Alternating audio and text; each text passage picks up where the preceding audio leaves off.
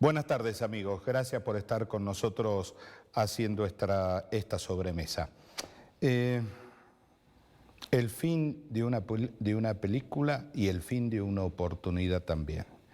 Me refiero al Partido Justicialista, que finalmente cerró sus puertas y ha resuelto reducir a ese partido a un mero y pequeñísimo, digamos, pequeñísimo club de amigos.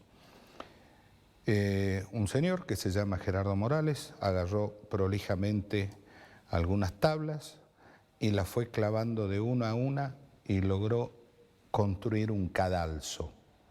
Y Rivarola agarró de la mano al Partido Justicialista y lo llevó hasta ese cadalso. ¿Por qué decimos esto? Porque no van a haber elecciones internas, como decíamos, han cerrado las puertas. Y lo peor del caso es cómo quedó conformado el Partido Justicialista en el Consejo Superior. Un partido justicialista que ha quedado sin opinión, sin movilización, sin posibilidades de decir cosas, porque ha armado una lista literalmente de serviles. A ver, ¿cómo quedó? Vamos a repasar algunos nombres del Consejo Superior. El presidente Rubén Armando Rivarola, su sociedad con Morales, ni hablar. Liliana Fellner, diputada también del sector de Rivarola y que a su vez fue denunciada, estuvo sindicada por negociaciones incompatibles con la función pública en sociedad con Rivarola, la historia de los testeos y demás, ustedes recordarán. Liliana Fellner siempre fue muy presta, muy solidaria con los mandatos que venían por parte de Morales. Está Guillermo Genefes, también en el Consejo Superior, hombre clave de Gerardo Morales en GEMSE, hombre clave de Gerardo Morales en GEMSE, con un agregado más. Genefe, sus vínculos con el juego de azar hacen que hoy por hoy el gobierno de la provincia no tenga interés alguno en avanzar para que el juego de azar pague el BEGU, por ejemplo. Además, conocemos toda la historia del Banco de Desarrollo y están los dichos de la gente de la bancaria a nivel nacional, el poder de los casinos en la provincia de Jujuy.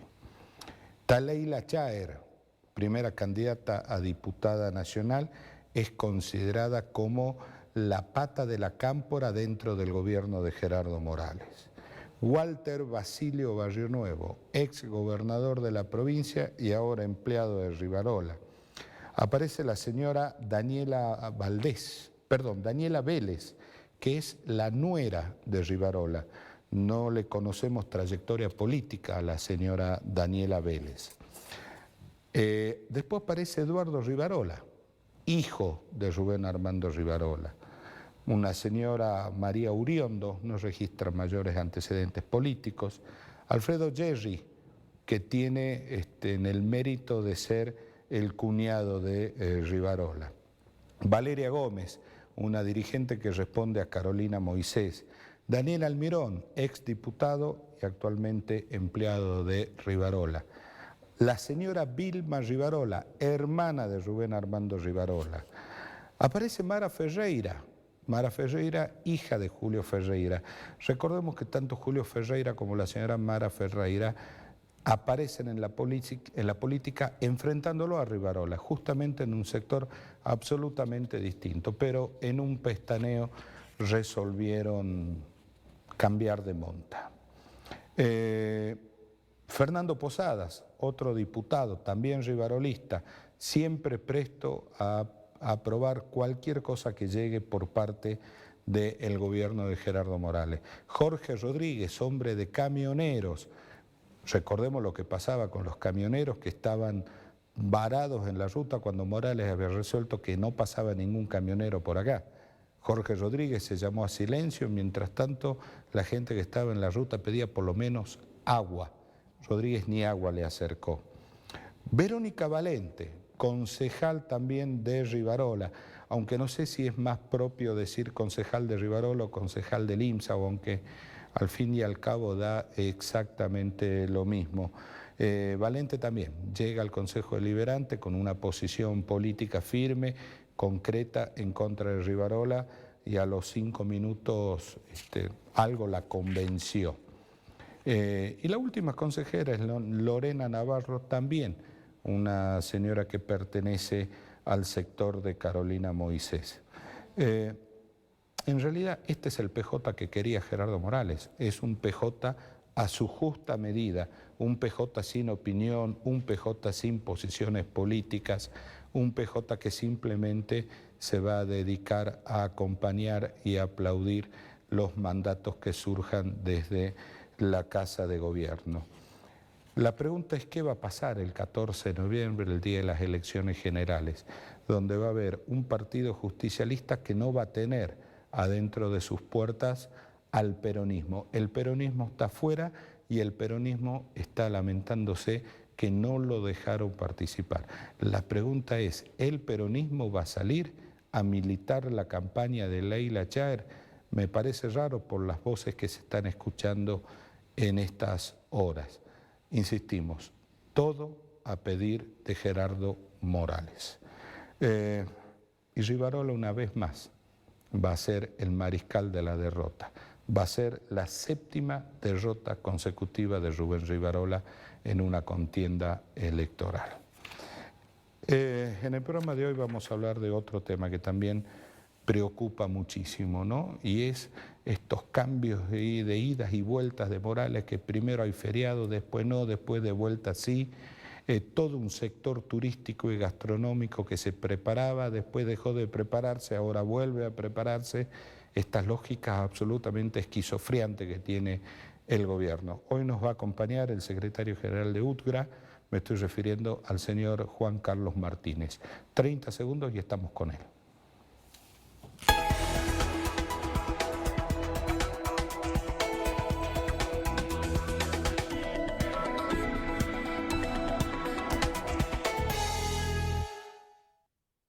Lo habíamos anunciado. Juan Carlos, muchísimas gracias por estar con nosotros. ¿Qué tal? Buenas tardes y gracias por la invitación. ¿Se puede pensar un plan turístico, una Jujuy turística con idas y vueltas de que primero sí, después no, después sí de vuelta? Bueno, esta actitud demuestra que lamentablemente la actividad no se la ha tomado como política de Estado y pensar que hay países que viven de la actividad del turismo, la hotelería y la gastronomía. Y lamentablemente así no vamos a ninguna parte. Recién estábamos queriendo levantar cabeza y como bien dijiste, ida y venida, quedó mucha gente en el camino, ya había personal contratado, algunas suspendieron algunas reservas y que luego quisieron retomar y no pudieron porque ya las ocuparon otras personas. Lamentablemente necesitamos que la actividad sea tomada como política de Estado. Hasta que no pase eso. El trabajador del sector, mozos, camareros, etcétera, etcétera, ¿cuáles son las señales que están esperando ver por parte del gobierno? Yo digo en general. Y me focalizo en los trabajadores. En general, un acompañamiento. Hoy vamos a hablar de los trabajadores y tenemos, si antes denunciábamos un 45% de trabajo irregular en negro, hoy tenemos un 60%. Lamentablemente todas estas se han reconvertido. En la noche, si antes teníamos un 80% blanqueado, hoy hay prácticamente un 90% en irregular. Se han reducido jornadas que no tendrían que haber pasado, más allá que hay un decreto presidencial. Se intima o se obliga al compañero a renunciar para no pagar la doble jornada. O sea, lamentablemente el trabajador está mal. Si esto se está levantando, uno ve la actividad gastronómica de noviembre ha levantado cabeza, la hotelería no está costando, algunos que están trabajando con las mineras están bien pagos, ¿no? Están bien pagos, pero también están especulando en no pagar a los trabajadores como corresponde. Claro, pero tengamos en cuenta que venimos de un 2020 parados, totalmente cerrados, ¿no? Sí, mira, yo digo, tenemos que ver lo que se ganó anteriormente. Acá, antes que anuncien esto, en marzo del 2020, veníamos de 2 o 3 años de vacas gordas y bien gordas. Lamentablemente cuando ajusta, siempre se ajusta al trabajador. Y hoy algunos empresarios inescrupulosos, el crédito más barato que tiene el salario del trabajador. Muchos hacían trabajar únicamente con la ATP. Aquellos que cobraban un poquito más les decían que tenían que devolver. Algunos empresarios tomaron esos créditos blandos que daban de nación y le descontaban a los trabajadores, le descuentan a los trabajadores. Y bueno, lamentablemente una carrera desigual. Y yo siempre digo, el mejor capital que tiene un empresario hotelero gastronómico es su trabajador. Muchos se van de vacaciones, vuelven, está la caja, está el emprendimiento y arriba, ¿no? Así que lamentablemente no podemos decir que se está levantando, pero para la parte económica, pero no así los derechos de los trabajadores, ¿no? Ahora, usted dice que en la noche tenemos un 90% de trabajadores en negro. Durante, en las otras actividades estamos alrededor del 60% en negro. Y nadie fue a tocar el timbre al Ministerio de Trabajo a decir, a ver cómo... No, lamentablemente esto que te estoy diciendo lo hablé con el funcionario, lo hablé con el ministro, pero no hay, acá salen contestando que hay que cuidar lo que hay. Seguro que hay que cuidar, pero no a costa de la dignidad del trabajador, de su familia. Han dejado de hacer las declaraciones juradas, lo que conlleva que en 2 o 3 meses el trabajador se queda sin los beneficios de la obra social, él y su grupo familiar. Hoy la esclavitud del siglo XXI del trabajo informal que tenemos. Lamentablemente es muy alto en la actividad nuestra, que ha crecido tanto en los últimos 12 años, es la actividad que más ha crecido. Yo siempre he reconocido y pondero la inversión que hace la parte privada, y muy pocas veces con la ayuda del Estado, muy pocas veces. Otro día estuve reunido con gente que pide préstamos del CFI y le están ya del año pasado. Lo que han proyectado con dinero hoy ya no le alcanza. Le dan el préstamo, ya no le alcanza. Se le va todo. ¿Y todavía no le andó el préstamo? Todavía no dieron el préstamo. ¿El CFI? El CFI y varias empresas que están trabajando así. Pasa que el CFI en Jujuy está para otra cosa, no para ayudar a esto. Y lamentablemente acá prima la dedocracia. Acá lo que sea amigo te beneficia, el que no es, no la sufrís. Y lamentablemente esto no. Hablábamos el otro día también que hay un trabajo que hizo la OIT. Una consultoría que realmente es un informe lapidario para la dirigencia, donde incluso el sindicato, que tomaron la parte de la yunga. No se hizo prácticamente nada. Yo creo que lo pasé, ya lo vamos a estar sociabilizando. Y esto hay que tomarlo como una guía, porque es una guía de trabajo impresionante. Si sabríamos ver, yo creo que el mundo quiere ayudar. Pero a ver, usted dice en la yunga no se hizo nada, lo cual es cierto. Pero esto es un fracaso del gobierno también. Totalmente.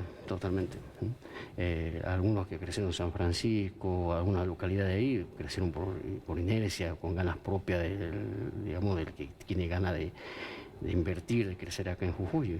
Hay que acompañar todo esto. Pero lamentablemente, hasta que no haya una mesa grande, una mesa pero con un diálogo sincero, donde vamos a planificar cómo enfrentamos un nuevo turismo. Porque esta enfermedad está dejando muchos desafíos. Los nuevos tipos de trabajo. Usted citó a la OIT. ¿Sí? La OIT en otros países del mundo y en algunas provincias argentinas fomentó la formación de las famosas mesas tripartitas, donde se sentaba el gobierno, se sentaba la empresa privada y se sentaba el gremio. Eran mesas, insisto, formadas por la OIT, estas mesas tripartitas, donde se buscaban los puntos de consenso para empezar a crecer. En muchas provincias funcionó muy bien este mecanismo. Además se hacía con veedores de OIT. Totalmente, bueno, para acá yo me ilusioné mucho cuando el inicio del gobierno de Morales había creado el COPEC.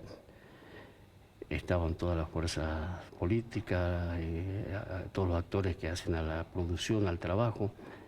Tuvo una reunión.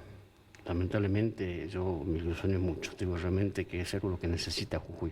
Lo que necesita Jujuy, una mesa donde pensemos, planifiquemos, miremos adelante. Ya está el Boca River, la bandera política.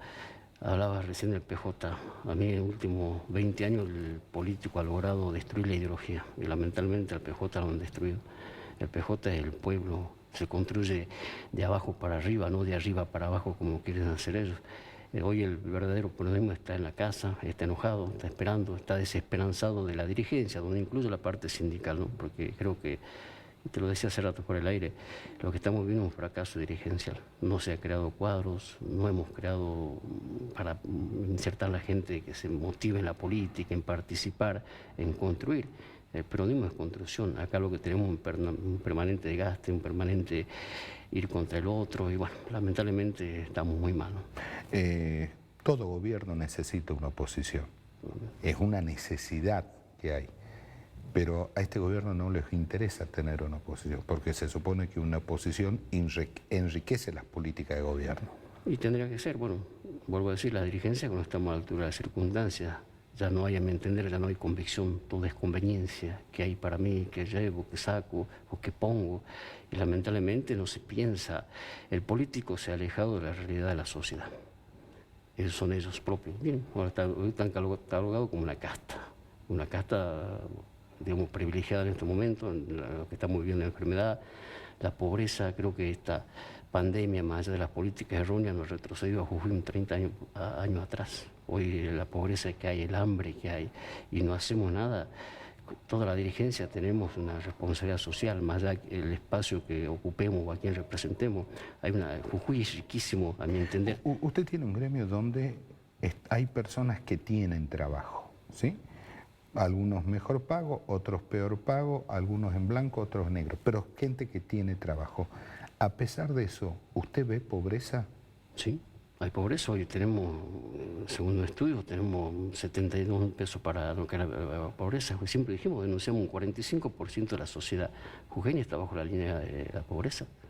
Por lo que ganamos acá, bueno, escucho todos los días informes que salen de acá y que es real. Lamentablemente ganar 10.000, 14.000 pesos.